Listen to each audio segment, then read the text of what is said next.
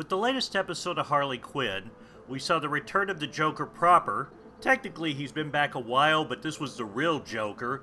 Batman fully back in action, and some more Kite Man fun. A good episode that largely served to set up next episode, but it was still a lot of fun nonetheless. Hello everyone, I'm DanTheMan. Before I get started on my review of episode 2, some of you might have noticed I missed a review for episode 10. To be honest, I didn't have a whole lot to say about that episode, as while it was hardly filler given the Joker plot points, it just didn't grab me.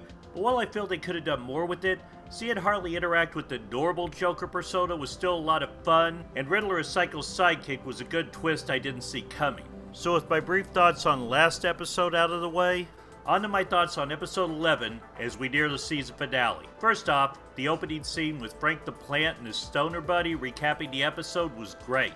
I sense that was something added at the last minute, but it was still some good stuff and I really enjoyed it. Frank is always good for a laugh, and while on a streaming service recaps are kinda unnecessary, it was still worth it to hear Frank give the recap. He has that Snyder Cut guy beat hands down. And then we get to the meat of the episode. Joker is back for real as his old self, and seeing him and Harley interact was great.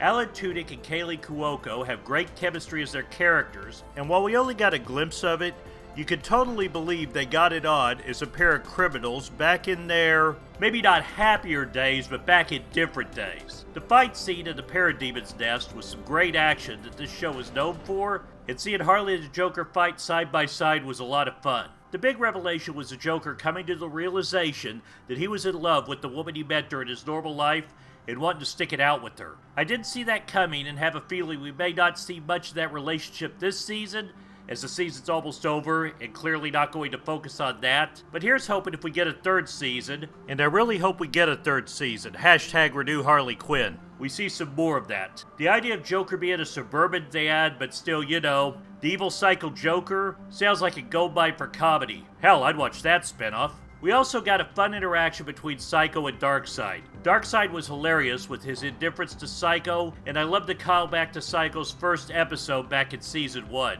His origin story was also great, especially how he randomly added that the Ferris wheel incident was when he decided to hate women. Like Darkseid said, not sure that tracks, but that's what made it so funny, that it didn't track at all. We also got the Justice League returning. Not much I gotta say about that, other than having Zatanna appear twice in this show and not speak backwards is a crime. An absolute crime. But beyond that, not sure where this is going. Although the brief moment we got to see of the Justice League was fun. I'm sure they'll be back for the big finale, but if nothing else, I'm glad they wrapped up that loose end. I was starting to think the show was just going to leave them trapped in that book forever, which I wouldn't actually put past this show. We then of course got Ivy, who clearly is in a lot of denial of who she really was. I feel bad for Kite Man once again. You better hope they keep it polyamorous between Harley and Ivy like in the comics, and he's okay with that, or things will not end well for the poor guy. He and Ivy's interactions were funny as always, and I'm glad to see Lake Bell back as Poison Ivy. She was sorely missed in the last episode, and while her absence made sense then, this show just isn't the same without her in it, so I was glad that only lasted one episode. With Ivy under Psycho's spell, ready to kill Harley, it looks like an exciting couple of final episodes, and I for one can't wait to see where it goes, even if it does mean it'll almost be over. Or maybe it won't. Once again, #renew Harley Quinn. Either way, it should be a battle for the ages they're setting up with Psycho and Harley. Thanks for watching. If you like this video, be sure to like, comment, subscribe, and share the video.